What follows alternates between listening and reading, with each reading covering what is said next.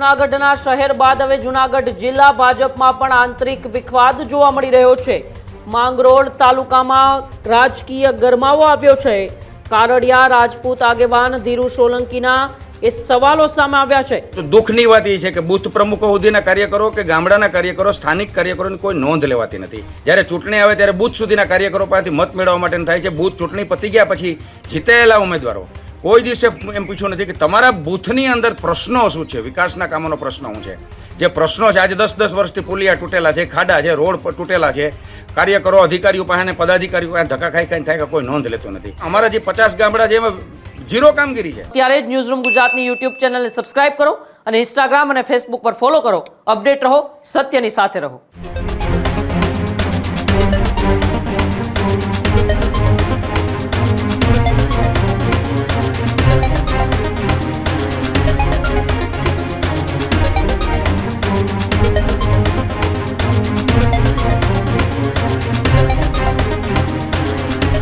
જૂનાગઢના શહેર બાદ હવે જૂનાગઢ જિલ્લા ભાજપમાં પણ આંતરિક વિખવાદ જોવા મળી રહ્યો છે। માંગરોળ તાલુકામાં રાજકીય ગરમાવો આવ્યો છે। કારડિયા રાજપૂત આગેવાન ધીરુ સોલંકીના એ સવાલો સામે આવ્યા છે। ભાજપ સામે ખુલ્લી નારાજગી ધીરુ સોલંકીએ વ્યક્ત કરી છે। બૂથ લેવલ કમિટીઓ પર ધીરુ સોલંકીએ પ્રશ્નો ઉઠાવ્યા છે। ચૂંટણી બાદ કાર્ય ન થવાનો ધીરુ સોલંકીએ આક્ષેપ લગાવ્યો છે। માત્ર મત માટે કમિટી બનતી હોવાનો પણ ધીરુ સોલંકીએ દાવો કર્યો છે। મનસુખ માંડવિયાની કામગીરી પર પણ ટીકા કરી છે। તો ઝીરો કામ કહીને સીધી આક્ષેપબાજી કરવામાં આવી રહી છે। ત્યારે વિકાસ કામ અંગે પણ એક ખુલ્લી ચર્ચાની એ માંગ ધીરુ સોલંકીએ કરી છે। તો પૂર્વ જિલ્લા ભાજપ પ્રમુખ કિરીટ પટેલ પર પણ આડકતરી રીતે ટિપ્પણી કરી છે। સ્થાનિક રાજકારણમાં આ ધીરુ સોલંકીના નિવેદનથી હવે ખળભળાટ મચ્યો છે।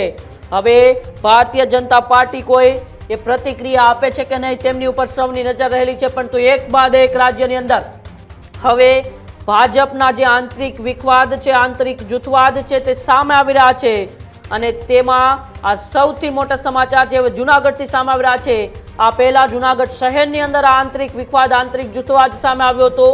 ત્યાં પણ એ જિલ્લા યુવા ભાજપના પૂર્વ ઉપપ્રમુખે જિલ્લા ભાજપ અને શહેરના પ્રમુખો ઉપર એ આરોપો લગાવ્યા હતા। અને હવે એ માંગરોળ તાલુકાના ધીરુ સોલંકીએ પણ મનસુખ માંડવિયા જેઓ કેન્દ્રીય મંત્રી છે તેમની સાથે સાથે પૂર્વ જિલ્લા ભાજપ પ્રમુખ કિરીટ પટેલ ઉપર ગંભીર આક્ષેપો લગાવતા શું કહ્યું આપણે ધીરુ સોલંકીને જ પહેલા સાંભળીએ। સંગઠનની જે વાત કરીએ તો સંગઠન છે એ ભાજપની કે દરેક પાર્ટીની વ્યવસ્થાનો ભાગ છે। એનાથી સમાજને કોઈ ફેર પડતો નથી। પાર્ટીની પોતાની વ્યવસ્થાનો ભાગ છે। સંગઠનનો કોઈ પણ હોદ્દેદાર હોય, તાલુકાથી લઈને જિલ્લા સુધીનો કોઈ પણ હોદ્દેદાર હોય, એ સમાજ માટે કંઈ હોતો નથી। મને અહીંયા તાલુકા કે જિલ્લાનો મહામંત્રી બનાવી દે એટલે મને બીજા વિધાનસભામાં બીજી જગ્યાએ મત આપી દે એવું હોતું નથી। લોકોને એની સાથે કાંઈ લેવા દેવા હોતો નથી। આ તો એક વ્યવસ્થાનો ભાગ છે। પરંતુ કાર્યકરોને પોતાની મહેનત, પોતાની આવડત, પોતાની બુદ્ધિ અને પોતાની સિનિયોરિટી મુજબ એ સંગઠનની અંદર સ્થાન મેળવવાનું દરેક કાર્યકરને મહત્વ હોય છે। આજે ભાજપ છે એ બૂથ સુધીના સંગઠનનીમાં છે કે બૂથ પ્રમુખ, બૂથ પેજ પ્રમુખ સુધીના સંગઠનનીમાં છે। પરંતુ દુઃખની વાત એ છે કે બૂથ પ્રમુખો સુધીના કાર્યકરો કે ગામડાના કાર્યકરો, સ્થાનિક કાર્યકરોની કોઈ નોંધ લેવાતી નથી। એને કોઈ જાતના ક્યારેય એને સન્માન મળતો નથી। જ્યારે મિટિંગ હોય ત્યારે પણ એ લોકો અપેક્ષિત હોતા નથી। અને જ્યારે ચૂંટણી આવે ત્યારે બૂથ સુધીના કાર્યકરો પાસેથી મત મેળવવા માટે થાય છે। બૂથ ચૂંટણી પતી ગયા પછી જીતેલા ઉમેદવારો કોઈ દિવસે એમ પૂછ્યું નથી કે તમારા બૂથની અંદર પ્રશ્નો શું છે, વિકાસના કામોનો પ્રશ્ન શું છે।